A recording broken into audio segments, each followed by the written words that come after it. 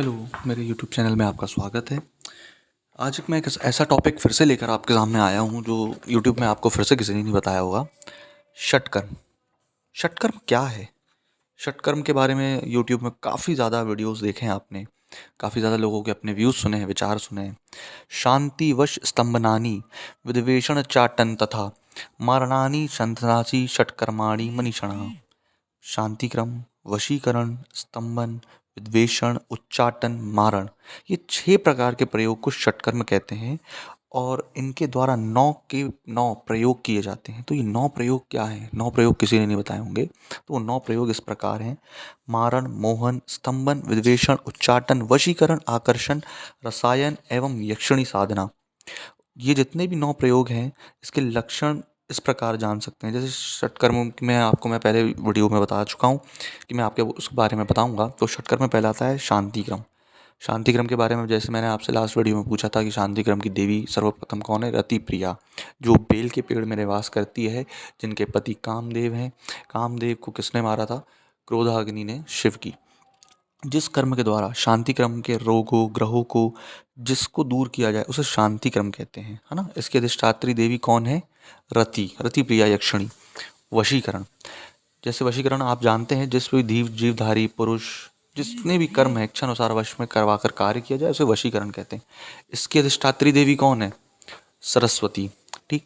स्तंभन, स्तंभन की अधिष्ठात्री देवी क्या है? स्तंभन मतलब आपने देखो, स्तंभ करना, रोकना। जिस प्रकार से किसी भी क्रिया से स्तंभित किया जाए वो है स्तंभन। इसकी अधिष्ठात्री देवी स्तंभन मतलब रोकना, लक्ष्मी है। विद्वेषण, जैसे सपोज आप एक विचार करिए, जिस क्रिया के द्वारा आपके कोई प्रियजन है, परस्पर मित्रता है, स्नेह है, उसको नष्ट कर दिया जाए, दो लोगों में लड़ाई लगवा दी जाए, जैसे जो नारायण नारायण करते हैं। तो इसकी अधिशास्त्री देवी है ज्येष्ठा, उसे क्या कहते हैं? विद्वेषण। नेक्स्ट आता है आपका उच्चाटन। ये ऐसा कर्म है जिससे इच्छा शक्ति को नष्ट कर दिया जाए। आपके सर में पागलपन, दर्द होना, माइग्रेन हो जाना, सर में छिन्न भिन्न कर देना, ये सब होता है, ये अनियंत्रित कर देता है, इसे कहते हैं उच्चाटन। इसमें है सबसे मेन चलती है आपकी दुर्गा, अधिष्ठात्री देवी है दुर्गा।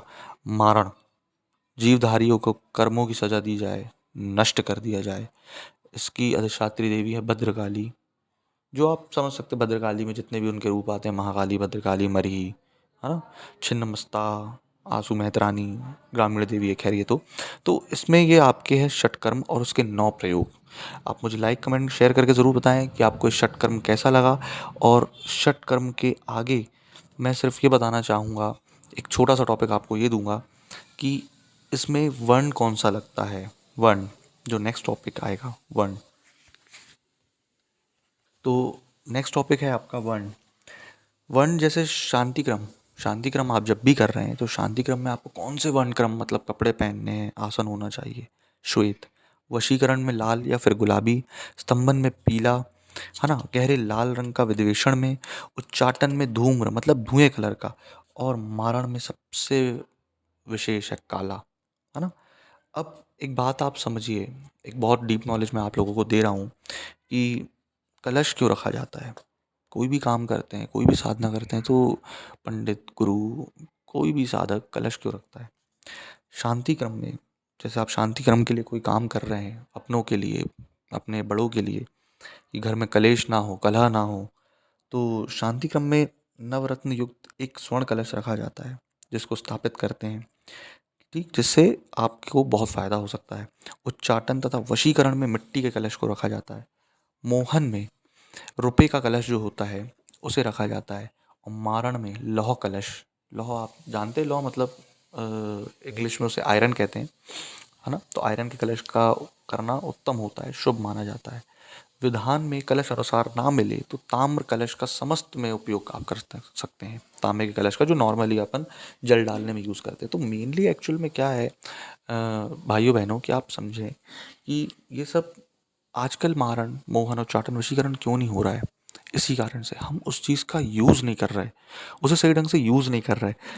नक्षत्र, उसे किस प्रकार से जाप होना चाहिए, क्या विधि होनी चाहिए, विधान क्या होना चाहिए, दिशा, मुख, कोण, अग्नि क्या होनी चाहिए, तब तो होगा। जाप के कितने भेद होंगे, जाप के कितने प्रकार होंगे, ये सब चीज़ नहीं बताएगा। जैसे प्रथमवाचक जाप होगा, आपको जाप के भी भेद बताता हूँ मैं। प्रथमवाचक जाप होगा तो प्रथमवाचक जाप, जैसे आप जिस समय एक व्यक्ति जाप सुन ले तो उसे प्रथमवाचक जाप कहेंगे, क्योंकि जाप के 3 प्रकार होते हैं। जिस जाप में केवल हिलते हुए होंठ दिखाई दें लेकिन आवाज़ सुनाई न दे, उसे उपांशु जाप कहते हैं। जिस जाप को करने में जीभ, ओंठ आदि नहीं दिखाई पड़े, साधक मन में जाप करे, उसे मानसिक जाप कहते हैं। मानसिक जाप करने वाले को चाहिए अक्षरों का विशेष ध्यान रखे। मैंने ह्रीम बोला तो ह्रीम, और हिरी बोला तो हिरी, क्रीम बोला तो क्रीम, क्रीम बोला तो क्री, ये सब चीज़ होती है। मारण आदि में वाचिक जाप होता है। मारण जैसे जो भी करेंगे आप, तो उसमें वाचिक जाप होगा। वाचिक का मतलब आप उसको जितना उसमें प्रेशर डालेंगे, जितना उसको तेजी से बोलेंगे, वो उतना सही होगा। शांति व षटकर्मी में उपांशु जाप, उपांशु जाप जैसे मैंने बताया, इसमें आवाज़ सुनाई ना दे, आराम से हो। मोक्ष साधन जो भी होता है उसमें अपन मानसिक जाप करते हैं, मन में करें, कल्याणकारी होता है ये। इस प्रकार से जाप के समस्त पाप आपके हैं उसमें नष्ट कर दिए जाते हैं। अब मैंने जो बोला कि साधना सफल क्यों नहीं होती, मंत्र साधना जो ऋतु में उल्लेख आया है उसी ऋतु में करना चाहिए। जैसे नए नए साधक परेशान होते हैं, यार मेरी साधना ये नहीं हो रही, मुझसे ये नहीं हो रहा, फलाना नहीं हो रहा, ढिमका नहीं हो रहा, तो उसको एक दिन में आप 24 घंटे होते हैं, घड़ियाँ होती हैं, उसको हर चीज़ में विभक्त किया गया है। जैसे सूर्योदय हुआ, घड़ी के 4 घंटे वसंत ऋतु, द्वितीय घड़ी के 10 मतलब गर्मी पड़ती है, फिर क्या वर्षा, फिर चतुर्थ घड़ी में शरद या पंचम ऋतु आ जाती है हेमंत में। तो कोई कोई आचार्य ऐसे भी कहते हैं कि जैसे प्रातः काल वसंत ऋतु में, मध्य में ग्रीष्म, दोपहर के ढलने पर वर्षा और शाम को संध्या में शिशिर जो ऋतु होती है, उसमें उसके हर चीज़ का फ़र्क होता है। उसमें साधना अलग अलग, साधना अलग अलग प्रकार से होती है। तो सबसे अच्छी बात है, इसी प्रकार जैसे हेमंत ऋतु में शांति क्रम, वसंत में वशीकरण, शिशिर में स्तंभन, ग्रीष्म में विद्वेषण, वर्षा में उच्चाटन और शरद ऋतु में मारण प्रयोग। इसी कारण से आप देखेंगे जो जिनका नाम शरद होता है या फिर अतुमन्य होता है, तो वो मारण का काम, जो उनकी नेगेटिविटी ऑरा मंडल, एक थर्मल थर्मल एनर्जी होती है, तो वो ब्लैक होती है। समय विचार जो होता है कि अब साधक सोचते हैं या पूजा पाठ करने वाले, यार समय कब करें, समय कब करें पूजा, किस समय में करें।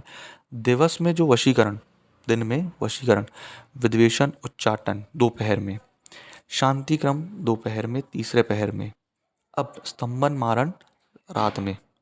दिन विचार होता है कि दिन कौन सा करे, समय तो बता दिया, दिन नहीं बताया भाई ने।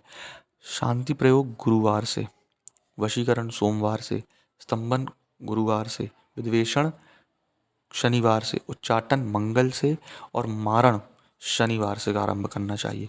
अब तिथि मतलब नक्षत्र, यार फिर नक्षत्र नहीं भाया बताया भाई ने, है ना। तो नक्षत्र क्या होता है, शांति क्रम किसी भी नक्षत्र में शुरू कर सकते हैं, जैसे इसमें तिथि का विचार नहीं होता। आकर्षण में नौमी, दसवीं, एकादशी, अमावस्या, विधिवेशन में शनिवार रविवार में पड़ने वाली पूर्णिमा, उच्चाटन में षष्ठी मतलब छठी, अष्टमी, अमावस्या, है ना, या प्रदोष, स्तंभन में पंचमी, दशमी, पूर्णिमा, मारण में अष्टमी, चतुर्थी या अमावस्या सबसे ज़्यादा शीघ्र फल देती है। ये होता है ना। तो ये सब चीज़ आपको आज जानकारी दी गई है। जानकारी कैसी लगी आप ज़रूर मुझे बताएं, और ये आपके लिए कितनी फ़ायदेमंद है बताएं, क्योंकि आप अगर इस तरीके से घुसेंगे साधनाओं में तो आपको कभी भी